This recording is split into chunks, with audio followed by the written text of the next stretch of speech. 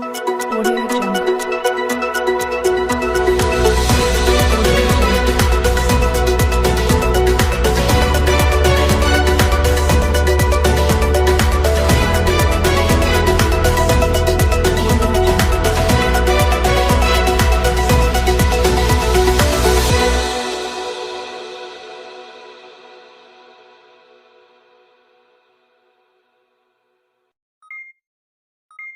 Assalamualaikum warahmatullahi wabarakatuh. Selamat pagi saudara, bertemu lagi bersama saya Salian dalam program Brownies Demokrasi. Demokrasi konstitusional adalah demokrasi yang mana kekuasaan kaum mayoritasnya dilakukan dalam memenuhi kerangka kerja konstitusi.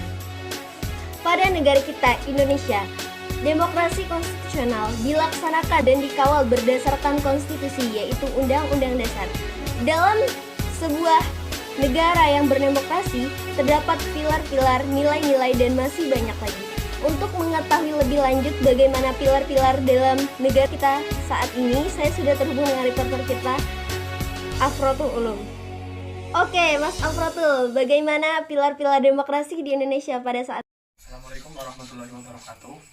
Kembali lagi dengan saya, Muhammad Afrotul Ulum, dari Prodi Bahasa dan Sastra Arab. Kali ini saya akan mewawancarai, bisa dibilang saudara saya, tentang demokrasi konstitusional. Demokrasi konstitusional atau biasa disebut demokrasi liberal adalah sebuah kebebasan individu untuk memberikan pendapat. Pilar-pilar demokrasi menurut Undang-Undang Dasar 1945 ada 10 macam. Yang pertama, berdasarkan ketuhanan yang Maha Esa. Di sini ada teman saya, Mas Rian. Menurut Anda, demokrasi berdasarkan ketuhanan yang Maha Esa itu seperti apa? Begini Mas Ulum, menurut saya demokrasi konstitusional berdasarkan ketuhanan yang Maha Esa adalah seluk-beluk sistem perilaku dalam menjalankan kenegaraan Republik Indonesia harus taat, harus taat asas, konsisten, atau serta nilai-nilai dan kaidah-kaidah dasar ketuhanan yang Maha Esa itu. Jadi harus taat dan konsisten terhadap kaidah-kaidah dan Dasar-dasar ketuhanan yang Maha Esa itu sendiri ya. Ya. Baik, terima kasih atas waktunya Mas Ya, Dano. sama Mas Ulum. Di sini saya akan mewawancarai teman saya yang bernama Mas Mimis. Demokrasi konstitusional adalah demokrasi yang memberikan kebebasan kepada setiap individu. Pilar-pilar demokrasi itu terdiri dari 10 macam. Yang pertama ada berdasarkan hak asasi manusia. Menurut Anda, Mas Mimis, berdasarkan hak asasi manusia itu seperti apa? Jadi begini Mas Ulum, demokrasi konstitusional menurut hak asasi manusia itu mengakui hak tersebut akan yang tujuannya bukan hanya menghormati hak asasi tersebut, akan tetapi lebih untuk meningkatkan derajat dan martabat manusia itu sendiri, manusia seutuhnya. Oh, jadi untuk meningkatkan derajat tersebut ya. ya, bisa dibilang begitu. Berarti butuh pengakuan setiap individu juga. Iya. Ya sudah, terima kasih atas waktunya Mas Mimis. Iya, terima kasih. Sekian dari saya. Dalam sebuah negara, demokrasi konstitusi terdapat nilai-nilai demokrasi yang mana nilai-nilai inilah yang lebih mengutamakan persamaan hak dan kewajiban, kebebasan dalam berpendapat, dan menyadari akan adanya keanekaragaman dalam berbangsa dan bernegara. Untuk mengetahui lebih dalam, saya sudah terhubung dengan reporter kita, Mas Wahid Burhanuddin. Oke, Mas Wahid, apakah pilar-pilar yang sudah dijelaskan oleh Afrotul tadi bisa menciptakan nilai-nilai demokrasi dalam Indonesia pada saat ini? Assalamualaikum warahmatullahi wabarakatuh. Teman-teman yang berbahagia, perkenalkan saya Sohib Burhan dari kelas B, program studi Bahasa dan Sastra Arab, Fakultas Agama Islam, Universitas Ahmad Dahlan Yogyakarta. Nah, kali ini kami di kelompok 4 ya, saya di kelompok 4 di demokrasi apa namanya, konstitusional. Susah sekali ya teman-teman. Nah, di demokrasi konstitusional ini saya akan membahas tentang nilai-nilai demokrasi begitu. Saya sudah bersama sahabat saya, ini teman saya dari mana Mas? Saya dari tangga sebelah, kebetulan rumahnya tidak jauh. Wah, iya. Ini teman saya dari Sukoharjo. Beliau kuliah di Universitas Negeri Surakarta, di UNS, gitu ya. Jadi saya mau tanya-tanya nih masalah nilai-nilai demokrasi itu, gitu. Jadi itu teman-teman. Nah, langsung saja teman saya, ini namanya Mas Jarot. Selamat malam Mas Jarot. Selamat malam Mas Burhan. Iya. Saya mau tanya nih Mas. Menurut Anda ini nilai-nilai demokrasi itu apa aja sih? Kalau menurut saya sendiri ada mungkin ada 3 poin ya menurut saya. Jadi yang pertama itu adalah menjalin perdamaian di antara menyelesaikan suatu berbagai masalah di Indonesia sendiri. Yang kedua adalah terjalinnya kepemimpinan yang teratur. Pergantian pemimpin yang teratur ya? Jadi setiap pergantian itu harus dengan sesuai undang-undang perundang-undangan dan dipilih secara demokrasi dan musyawarah bersama. Jadi lewat wakil-wakil rakyat seperti itu. Gitu. Itu nilai demokrasi ya. Nah, menurut Anda, menurut kamu nih apa ya? Nilai-nilai demokrasi di Indonesia itu sudah ditekankan belum nih? Di Indonesia itu sudah menurut nilai-nilai demokrasi itu belum gitu. Kayak pergantian presiden menurut apa ya? Tahun dan sebagainya, periodisasi atau yang lainnya kayak gitu. Secara dan dilihat nih dari hiruk-pikuknya DPR, DPRD, KPK dan sebagainya sekarang ini, menurutmu nilai-nilai demokrasi yang di Indonesia itu masih ada nggak gitu? Yang pertama sendiri kita tarik agak jauh ke belakang dulu. Sebenarnya demokrasi ini kan dari berbagai negara kan berbeda. Jadi sistem demokrasi sendiri kan menyesuaikan sesuai budaya dan kebutuhan di satu negara tersebut. Jadi identik dengan suatu kekayaan yang ada di Indonesia. Salah satunya di Indonesia adalah demokrasi yang terikat dengan salah satu Pancasila. Jadi yang pertama ketuhanan yang Maha Esa. Jadi keadilan atau perundang-undangan atau peraturan ini tidak semata-mata dibuat untuk manusia saja. Jadi harus secara hakikat juga mencari ridho dari Tuhan masing-masing. Yang kedua keadilan sosial. Jadi terciptanya demokrasi ini harus didasari dengan keadilan dan keputusan yang sah seperti itu. Jadi harus dilakukan bersama-sama keadilan. Jadi masyarakat itu merasakan keadilan bahwa mereka itu memilih atas pilihan mereka. Jadi lewat wakil-wakil rakyat seperti itu. Jadi untuk berikutnya persatuan. Nah, untuk persatuan ini bisa dilihat dari beberapa pemilu kayak gitu. Jadi kan di Indonesia ini banyak beberapa budaya maupun agama maupun ortom dan berbagai macam. Nah, ini terjalinnya persatuan ini saat demokrasi ini juga penting. Jadi meminimalisir chaos antara pihak satu dengan pihak lainnya saat melakukan demokrasi, terutama saat pemilu seperti itu. Jadi di Indonesia ini ya sudah menerapkan nilai-nilai demokrasi itu kan ya? Beberapa masih, tapi beberapa juga belum. Salah satunya korupsi. Mungkin ini sangat masif banget terjadi. Terutama kita tarik mundur zaman dulu pun sudah terjadi juga. Mungkin di zaman Belanda pun sudah terjadi akan korupsi seperti itu. Jadi mungkin sudah jadi mendarah daging seperti itu. Jadi teman-teman, nilai-nilai demokrasi itu di Indonesia ya menurut Mas Jarot tadi belum semuanya bisa gitu ya, belum sempurna gitu. Jadi kenapa? Karena di Indonesia ini identik dengan nilai-nilai demokrasi. Karena Indonesia adalah negara demokrasi, gitu teman-teman. Gitu teman-teman, wawancara kita sama Mas Jarot pada malam hari ini, nilai-nilai demokrasi yang menurut teman saya kayak gitu ya. Ya mungkin kembali ke studio. Terima kasih. Saya Sohi Burhan. Assalamualaikum warahmatullahi wabarakatuh. Waalaikumsalam warahmatullahi wabarakatuh. Sebuah negara bisa dikatakan negara demokrasi konstitusi apabila sudah memiliki kriteria-kriteria negara demokrasi. Saya sudah terhubung dengan reporter kita Zuhra Nur Fadilah.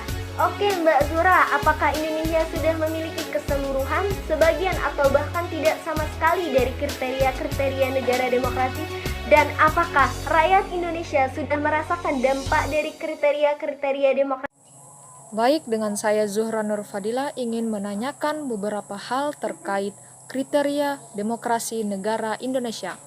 Dan di sini saya bersama teman saya yang bernama Syadila Afifah Widya, Vivi Fitrianingsi, dan Putri Ramayanti dengan pertanyaan, apa saja kriteria demokrasi negara Indonesia dan apakah Indonesia memiliki kriteria tersebut? Untuk tanggapan pertama, mari kita simak cuplikan wawancara berikut ini. Baik, Assalamualaikum warahmatullahi wabarakatuh. Di sini saya akan menyampaikan apa saja yang menjadi kriteria bagi negara demokrasi. Yang pertama itu ada perlindungan secara konstitusional atas hak-hak warga negara. Yang kedua ada badan kehakiman atau peradilan yang bebas dan memihak. Dan yang ketiga ada pemilihan umum yang bebas. Keempat ada kebebasan untuk berorganisasi. Dan yang kelima ada kebebasan untuk memberikan atau menyampaikan pendapat. Dan yang terakhir ada pendidikan kewarganegaraan. Selanjutnya, apakah Indonesia sudah mencapai kriteria-kriteria tersebut? Ya, jawabannya itu belum maksimal. Mengapa? Karena di Indonesia ini dinilai masih belum memenuhi kriteria negara demokrasi. Meski Indonesia memasuki kemerdekaan yang ke-68. Selanjutnya, untuk menjadi negara demokrasi, kita harus menerapkan atau meningkatkan 3 aspek terlebih dahulu. Yang pertama itu ada sektor pendidikan, kemudian ekonomi dan budaya. Sedangkan di Indonesia kita belum sukses untuk menjadi negara yang demokrasi. Belum ada perubahan yang disignifikan mendasar dari tahun ke tahun. Mungkin sekian yang bisa saya berikan. Wassalamualaikum warahmatullahi wabarakatuh. Saja kriteria negara demokrasi. Kriteria negara demokrasi adalah 1. Perlindungan secara konstitusional atas hak-hak warga negara. 2. Badan kehakiman atau peradilan yang bebas dan memihak. 3. Pemilihan umum dan bebas. 4. Kebebasan untuk menyampaikan pendapat. 5. Kebebasan untuk berorganisasi. 6. Pendidikan kewarganegaraan. Dan apakah Indonesia memiliki kriteria tersebut? Ya, Indonesia memiliki kriteria tersebut, yang pemilihan umum yang bebas, pelembaban proses demokrasi, dan pemulihan rutin yang relatif damai. Tidak dapat disangka bahwa Indonesia telah mampu membuktikan diri sebagai negara muslim demokratis terbesar di dunia, dengan rangkaian pemilihan umum, legislatif, dan eksekutif negara yang berjalan secara reguler dan relatif damai.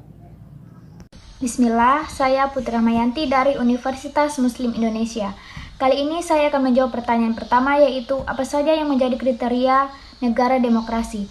Di sini saya akan menjelaskan 6 poin kriteria negara demokrasi. Poin yang pertama yaitu perlindungan secara konstitusional atas hak-hak warga negara. Yang kedua, badan peradilan yang bebas dan memihak. Yang ketiga, pemilihan umum yang bebas. Yang keempat, kebebasan untuk menyampaikan pendapat. Yang kelima, kebebasan berorganisasi. Dan yang terakhir yaitu pendidikan kewarganegaraan. Kali ini saya akan kembali menjawab pertanyaan yang kedua, yaitu apakah Indonesia memiliki kriteria demokrasi? Jawabannya adalah ya, Indonesia memiliki kriteria tersebut, yaitu pemilihan umum yang bebas, seperti pemilu dan lain-lain. Masyarakat diperbolehkan untuk memilih siapa yang ingin mereka pilih. Baiklah, cukup sekian pendapat dari saya. Itulah cuplikan wawancara dari saya. Saya akan menjelaskan sedikit tentang tujuan demokrasi dalam suatu negara. 1. Memberikan kebebasan dalam berpendapat dan berekspresi. 2. Mencegah perselisihan antar kelompok. 3. Menciptakan keamanan dan ketertiban bersama. 4. Mendorong masyarakat dalam pemerintahan. Dan yang terakhir, membatasi kekuasaan pemerintahan. Sekian dari saya Zuhra Nur Fadilah pamit undur diri. Saya kembalikan kepada presenter. Terima kasih. Setelah kita mengetahui akan adanya pilar-pilar demokrasi, nilai-nilai demokrasi, dan bagaimana kriteria-kriteria negara demokrasi, selanjutnya saya terhubung dengan reporter kita Mahmud Sujai. Oke, Mas Mahmud Sujai, Bagaimana sih Mas penerapan gagasan dasar pemerintahan dalam demokratisasi? Assalamualaikum warahmatullahi wabarakatuh. Kembali lagi bersama saya Mahmud Sujai di tugas PKN. Pada kali ini kembali lagi bersama kita di acara Brownies Demokrasi, yaitu obrolan manis demokrasi. Sebagaimana kita ketahui bahwa politik di Indonesia atau demokrasi di Indonesia sering terjadi konflik dan sering dibicarakan di acara-acara yang formal. Pada kali ini kita akan ditemani oleh Mas Arifin Purnomo yang akan menemani kita beberapa menit ke depan. Bagaimana Mas waktunya atau kabarnya pada hari ini? Baik, selamat sore untuk Brownies dan pemirsa maupun pendengar yang masih bergabung di acara Brownies ya Mas ya. Ya. Untuk demokrasi di negara kita, khususnya di Indonesia, itu sangat kompleks untuk bagi kalangan masyarakat maupun mahasiswa sendiri.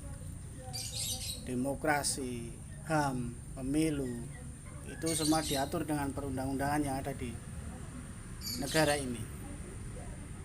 Dengan peraturan itu, maka akan adanya demokrasi, HAM, pemilu yang sama rata, adil. Istilahnya di Indonesia sendiri banyak kerusuhan, keributan antara mahasiswa dengan pemerintah maupun aparat kepolisian. Itu yang menjadikan untuk demokrasi Indonesia harus lebih lagi ditekankan kepada masyarakat Indonesia. Berarti menurut Mas Ari, demokrasi di Indonesia ini diatur oleh undang-undang ya? Iya, seharusnya kayak gitu. Kalau melihat dari pendapat Mas Ari, bagaimana tentang pemilu tahun kemarin? Untuk pemilu tahun kemarin itu adalah satu pemilu yang sangat panas dari dua kubu. Panas ya Pak? Iya. Kayak istilahnya kita beradu ayam diadu dengan ayam. Yang satu kuat, yang satu juga kuat. Dari pemilu tahun kemarin itu menjadi patokan untuk Indonesia, negara maupun masyarakat agar bercermin ke 2024. Dengan hal seperti itu, seharusnya masyarakat harus berpikiran dengan kritis, tidak hanya dari media, sosmed. Itu bisa dijadikan suatu ujung tombak atau sarana untuk memanas-manasi untuk pemilu 2024. Jadi, begitu? Iya. Jadi untuk masyarakat Indonesia itu harus pinter lagi. Biarpun kita penduduk Indonesia yang dihuni berapa ratus juta penduduk harus memiliki kedudukan yang sama antara kubu satu dengan kubu lain. Jangan dibeda-bedakan. Begitu ya Pak? Ya. Baik, begitu pendapat Mas Ari. Terima kasih Pak atas pendapatnya. Kita kembalikan kepada studio yaitu Brownies. Kepada Mbak Salian, terima kasih atas waktu dan tempatnya. Untuk menutup perjumpaan kita hari ini, saya sudah terhubung dengan reporter kita Salwa Rindra Nabila.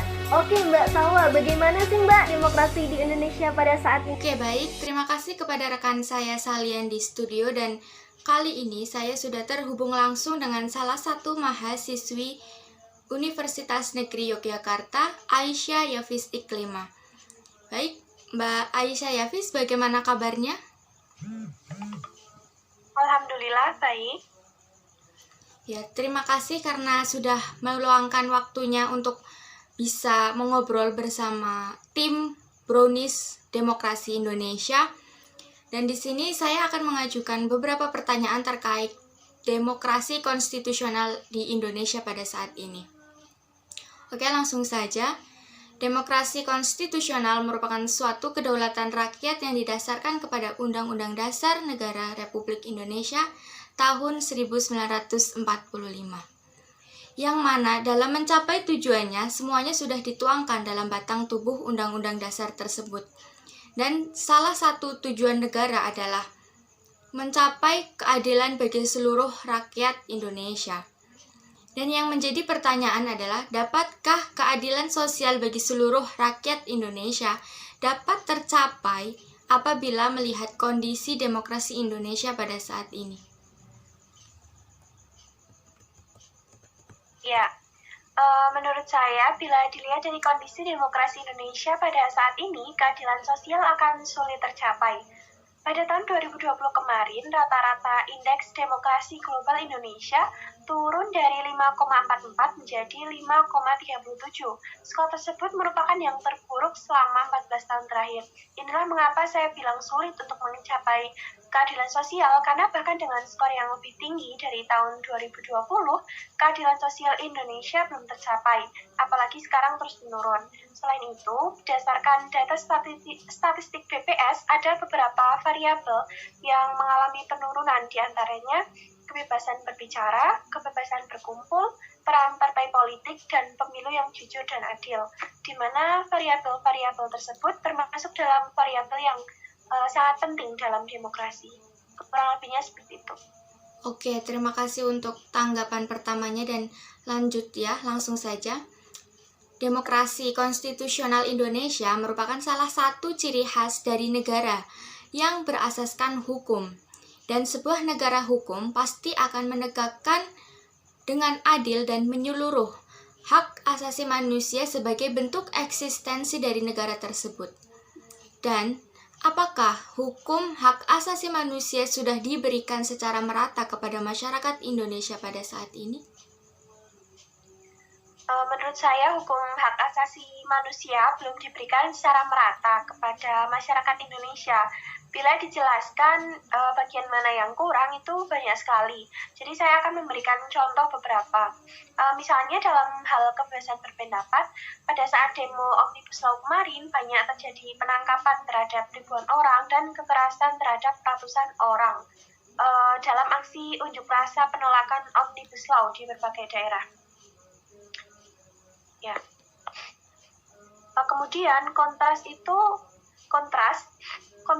mencatat ada 4.555 orang yang ditangkap secara sewenang-wenang dan 232 orang itu luka-luka dalam 87 aksi penolakan Omnibus Law di berbagai daerah. Kemudian masih banyak juga terjadi pelanggaran-pelanggaran HAM seperti hak kebebasan beragama terganggu dengan adanya politisasi SARA, pelanggaran-pelanggaran HAM pada masa lalu yang pada pemerintahan ini itu sering diberhentikan, kemudian ruang kebebasan sipil juga semakin berkurang, dan juga masih banyak yang lainnya. Oke, jadi saya menyimpulkan bahwa menurut pandangan Mbak Aisyah Yafis ini, hak asasi manusia yang diberikan negara kepada masyarakatnya belum terrealisasikan dengan sempurna, baik begitu? Ya, seperti itu. Oke, sebagai penutup ya, kita melihat kondisi Indonesia pada saat ini. Dan mungkinkah ada kiat-kiat yang akan memajukan demokrasi konstitusional di Indonesia menurut pandangan Mbak Aisyah Yafis sendiri? Ya, menurut saya sedikit dari kiat-kiat yang bisa dilakukan diantaranya ada optimalisasi pemilu, kemudian transparansi partai politik, baik dari sisi keuangan maupun kinerja. Kemudian kita sebagai pemilih atau masyarakat juga harus melihat fenomena politik itu secara rasional dengan mengedepankan data dan gagasan, bukan dengan kebencian dan hoaks.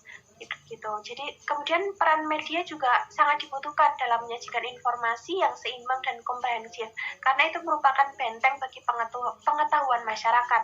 Kemudian sebagai masyarakat kita juga harus memiliki tanggung jawab politik sebagai full citizen atau warga negara penuh. Selain itu, kita juga harus memfungsikan rule of law dan good governance, dan juga kita harus menegakkan hukum dengan adil, seperti itu. Oke, terima kasih untuk segala tanggapan dan juga kiat-kiat yang telah disampaikan oleh Mbak Aisyah Yafis. Juga untuk waktunya yang telah diberikan kepada tim Brownies Demokrasi Indonesia, saya mewakili kelompok mengucapkan terima kasih. Oke, mungkin cukup sekian. Saya akan akhiri. Oke, baik. Dan kali ini saya sudah terhubung langsung dengan salah satu mahasiswi Institut Ilmu Al-Quran Jakarta, Muna Syahidah. Mbak Muna Syahidah, bagaimana kabarnya sore hari ini? Alhamdulillah baik. Ya, terima kasih karena sudah meluangkan waktunya untuk berbincang sedikit bersama dengan tim Brownies Obrolan Demokrasi, yaitu obrolan manis seputar demokrasi Indonesia. Ya, untuk mempersingkat waktu, saya akan mengajukan beberapa pertanyaan seputar demokrasi di Indonesia pada saat ini. Demokrasi konstitusional merupakan suatu kedaulatan rakyat yang didasarkan kepada Undang-Undang Negara Republik Indonesia tahun 1945, yang mana untuk mencapai tujuan negaranya semua tercantum dalam batang tubuh Undang-Undang 1945. Yang menjadi tujuan dari negara salah satunya adalah terciptanya keadilan bagi seluruh rakyat Indonesia. Dan yang menjadi topik pertanyaan pada sore hari ini adalah, dapatkah keadilan sosial bagi seluruh rakyat Indonesia tercapai apabila melihat kondisi demokrasi pada saat ini? Ya, dapat tercapai jika pelaksana demokrasi yang duduk dalam pemerintahan itu melakukan amanat seperti yang tertuang dalam UUD 45. Akan tetapi kalau kita lihat saat ini banyak yang belum tercapai ya, seperti yang tertuang dalam UUD 45. Contohnya dalam suatu pasal yang berbunyi bahwa negara Indonesia itu melindungi orang-orang miskin dan orang yang terlantar. Tapi makin kesini makin banyak saja orang yang terlantar atau orang miskin. Ya. Oke, terima kasih. Saya lanjutkan ke pertanyaan berikutnya, yaitu demokrasi konstitusional Indonesia merupakan salah satu ciri khas dari negara yang berasaskan hukum. Dan sebuah negara hukum pasti akan menegakkan dengan adil dan menyeluruh hak asasi manusia sebagai bentuk dari eksistensi dari negara tersebut. Apakah hukum hak asasi manusia Indonesia sudah diberikan secara merata kepada seluruh masyarakat Indonesia? Menurut saya secara umum sih belum merata. Kenapa? Ada beberapa kasus seperti kasus pengadilan dan hukum ya. Rata-rata tuh yang masuk ke sana itu orang-orang yang benar, dan orang-orang yang salah itu biasanya terhindar dari tuntutan hukum. Kenapa? Biasanya orang-orang yang salah itu, yang padahal dia harusnya masuk ke pengadilan itu, menggunakan kekuasaan dan uangnya untuk menyogok istilahnya ya. Oke, berarti dari sudut pandang Mbak Muna sendiri itu hukum hak asasi manusia yang diberlakukan negara kepada masyarakatnya belum terrealisasikan dengan baik, benar begitu? Ya benar. Oke. Sebagai penutup, saya ingin menanyakan, adakah kiat-kiat yang akan memajukan demokrasi konstitusional Indonesia menurut pandangan Mbak Muna sendiri? Ada. Yang pertama, kita memilih calon pemimpin itu harus benar, seperti harus jujur, adil, bijaksana, terus bertakwa, agar kedepannya bisa lebih baik. Dan yang kedua, jika pemimpin itu sendiri menyimpang atau salah, sepatutnya kita harus mengingatkannya. Kita sebagai mahasiswa nih, bisa mengingatkan atau menegur, menasihati lewat video-video, terus di-sharing lewat medsos, nanti bisa jadi terdengar oleh pemerintahan. Oke, baik. Terima kasih untuk semua tanggapannya serta semua argumentasi yang sudah disampaikan oleh Mbak Muna Syahidah. Dan juga untuk waktunya di sore hari ini saya ucapkan terima kasih sekali. Mungkin cukup sekian yang bisa saya tanyakan sampai pada hari ini. Sekian. Oke baik, kali ini saya sudah dibersamai dengan salah seorang mahasiswi dari UIN Jakarta bersama dengan Mbak Ayu Komalasari. Apa kabarnya Mbak? Alhamdulillah baik. Ya, terima kasih karena sudah meluangkan waktunya untuk mengobrol bersama tim obrolan manis demokrasi Indonesia. Jadi saya akan sedikit bertanya seputar demokrasi konstitusional yang berada di Indonesia pada saat ini. Oke, untuk mempersingkat waktu langsung saja.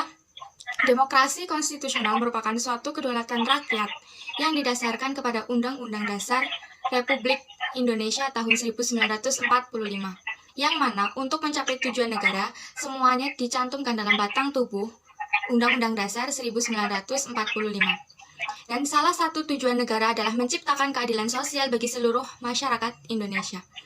Yang menjadi pertanyaan adalah, dapatkah keadilan sosial bagi seluruh rakyat Indonesia tercapai apabila melihat kondisi demokrasi Indonesia pada saat ini? Diulang, dipersingkat.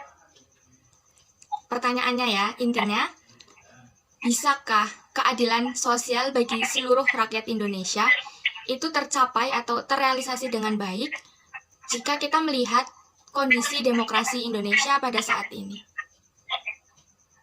Oh, oke. Menurut saya, kalau melihat kondisi sekarang, menurut saya mungkin kurang bisa terwujudkan.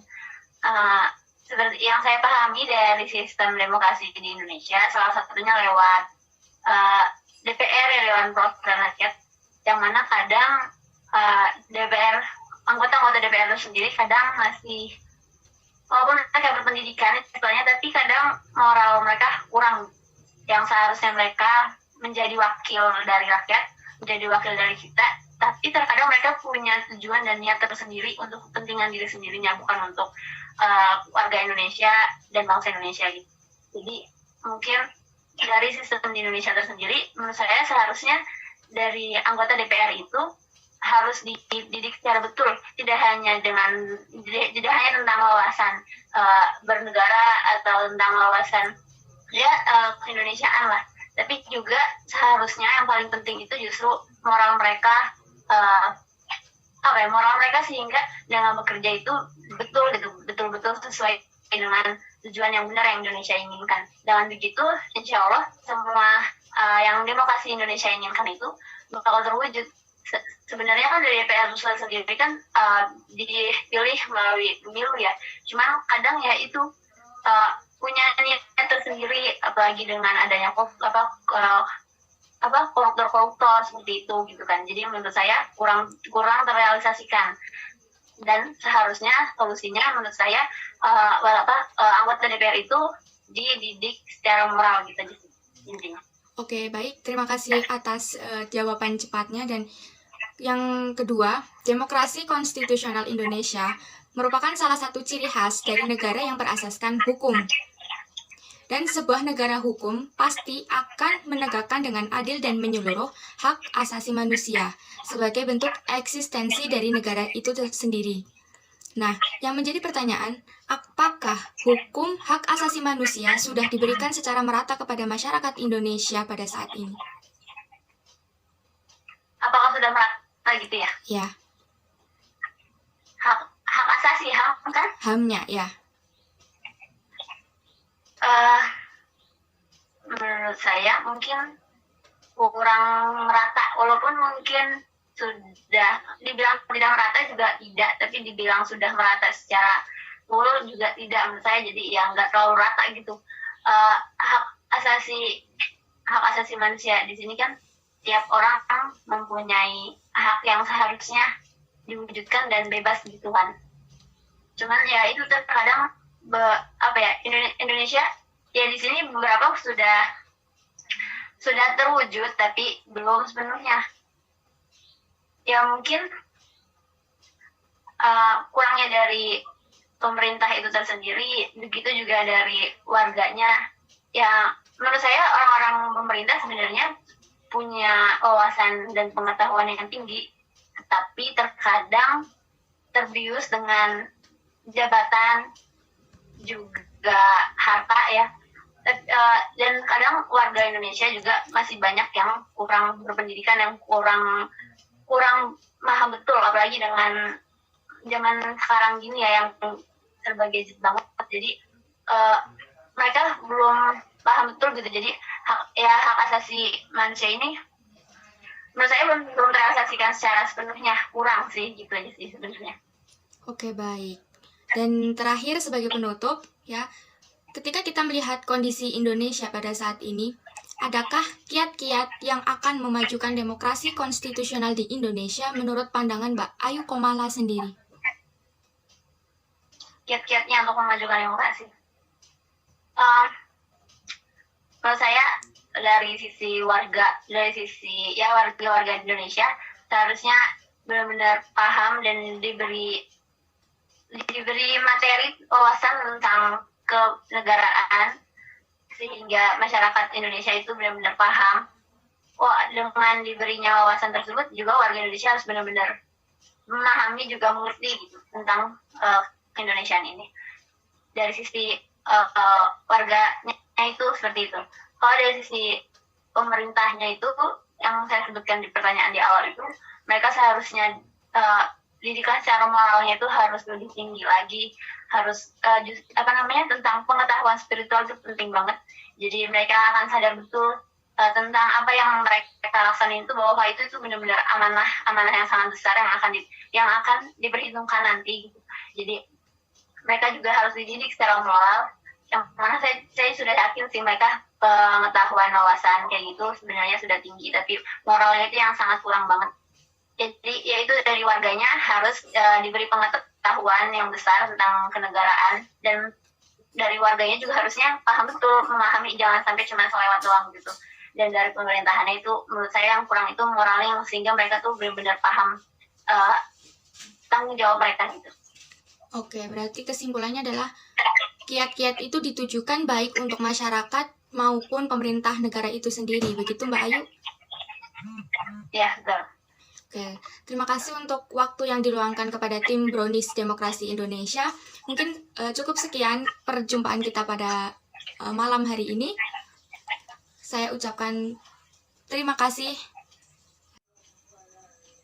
Oke, kali ini saya sudah terhubung langsung dengan salah satu mahasiswi LIPIA Jakarta, Gina Siti Nurfajriah. Bagaimana Mbak Gina Siti kabarnya pada malam hari ini? Alhamdulillah, kabar saya baik. Bagaimana dengan kabar Mbak Siti? Ya, alhamdulillah saya juga baik di sini. Ya, terima kasih karena telah meluangkan sedikit waktunya untuk melakukan obrolan singkat dalam Brownies Demokrasi Indonesia.